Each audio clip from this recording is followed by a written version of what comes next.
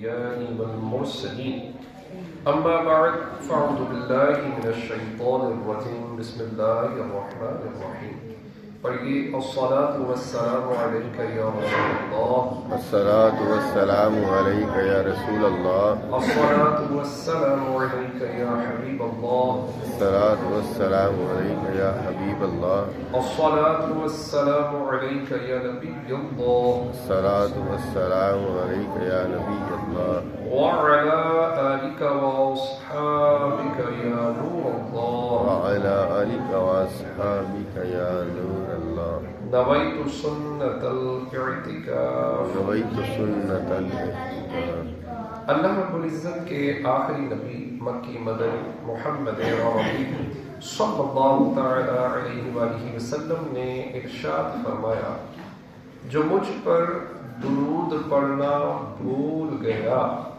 وہ جنت کا راستہ بھول گیا استغفر اللہ صلو علی الحبیب صلی اللہ تعالی علی محمد صلی اللہ علیہ وآلہ وسلم 10واں سپارہ ہے سورہ توبہ کی آیت نمبر 24 ہے. آج کی آیت جو ہے وہ بڑی اسپیشل ہے. یہ پیارے آقا صلی اللہ علیہ وسلم سے محبت کے حوالے سے بڑی سننے والی ہے. آپ سب دوستوں سے گزارش ہے, بچوں سے بھی گزارش ہے کہ بڑی توجہ سے سنیے گا. اللہ رب العزت کا فرمان عالی شان ہے قل آپ فرما دیں ان کان آباؤکم اگر تمہارے باپ و ابناؤکم اور تمہارے بیٹے و اخوانکم اور تمہارے بھائی و ازواجکم اور تمہاری عورتیں و عشیرتکم اور تمہارا کنبہ و اموال اقترفتموها اور تمہاری کمائی کے مال وَتِجَارَةٌ تَخْشَوْنَ كَسَادَهَا اور وہ سودا جس کے نقصان کا تمہیں ڈر ہے وَمَسَاكِنُ تَرْضَوْنَهَا اور تمہارے پسند کے مکان احب الیکم من اللہ ورسولہ وجہاد فی سبیلہ یہ چیزیں اللہ اور اس کے رسول اور اس کی راہ میں لڑنے سے زیادہ پیاری ہوں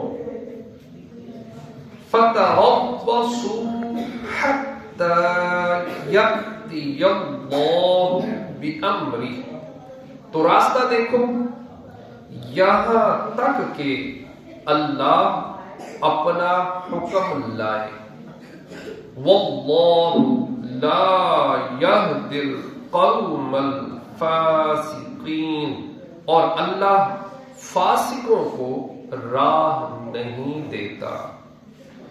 اے محبوب صلی اللہ تعالی علیہ وآلہ وسلم جنہوں نے رشتہ داروں سے ترک تعلق کے بارے میں کلام کیا آپ ان سے فرما دیں کہ اگر تمہارے باپ بیٹے بھائی بیویاں خاندان کمائی کے مال اور وہ تجارت جس کے نقصان کا تمہیں ڈر ہے اور تمہارے پسندیدہ مکان یہ سب چیزیں اللہ تعالیٰ اور اس کے رسول صلی اللہ علیہ وآلہ وسلم اور اس کی راہ میں جہاد کرنے سے زیادہ پیاری ہو تو تم انتظار کرو یہاں تک کہ اللہ اپنا حکم لائے اور اللہ تعالیٰ مشرکین سے موالات کے معاملے میں نافرمانی کرنے والوں کو ہدایت نہ دے گا.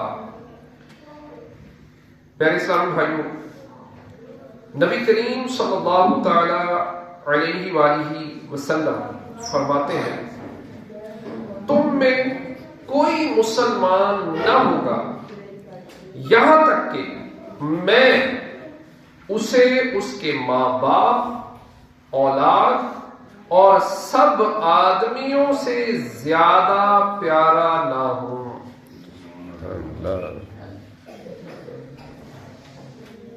حضرت انس رضی اللہ تعالیٰ عنہ سے روایت ہے، حضور اکرم صلی اللہ تعالیٰ علیہ وآلہ وسلم نے ارشاد فرمایا، جس شخص میں 3 باتیں ہوں گی اس نے ایمان کی حلاوت پائی۔ نمبر 1، اللہ تعالیٰ اور اس کے رسول صلی اللہ تعالی علیہ وآلہ وسلم کے ماں سوا سب سے زیادہ محبوب ہو۔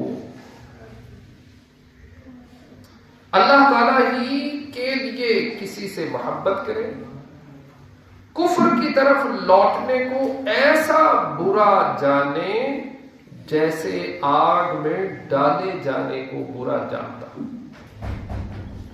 حضرت سہل رحمت اللہ تعالی علیہ فرماتے ہیں، جو شخص رسول اللہ صلی اللہ تعالی علیہ وآلہ وسلم کی ولایت و حکومت تمام حالات میں نہیں دیکھتا اور اپنی جان کو ان کی ملک نہیں جانتا، وہ حضور صلی اللہ تعالی علیہ وآلہ وسلم کی سنت کی شیرینی نہ چکھے گا، کیونکہ نبی اکرم صلی اللہ تعالی علیہ وسلم نے ارشاد فرمایا، تم میں سے وہ شخص مومن نہیں ہو سکتا جس کے نزدیک میں اس کی جان سے زیادہ پیارا نہ ہوں۔ تاجدار رسالت صلی اللہ تعالی علیہ وآلہ وسلم سے محبت رکھنے کا ثواب کس قدر زیادہ ہے، آئیے ان احادیث سے اس بات کا اندازہ لگایا جا سکتا ہے۔ حضرت انس رضی اللہ تعالیٰ عنہ نے فرمایا، ایک شخص نبی پاک صلی اللہ تعالی علیہ وسلم کی بارگاہ میں حاضر ہوا اور عرض کی، یا رسول اللہ صلی اللہ تعالی علیہ وآلہ وسلم، قیامت کب آئے؟ ارشاد فرمایا، تو نے اس کے لیے کیا تیاری کی؟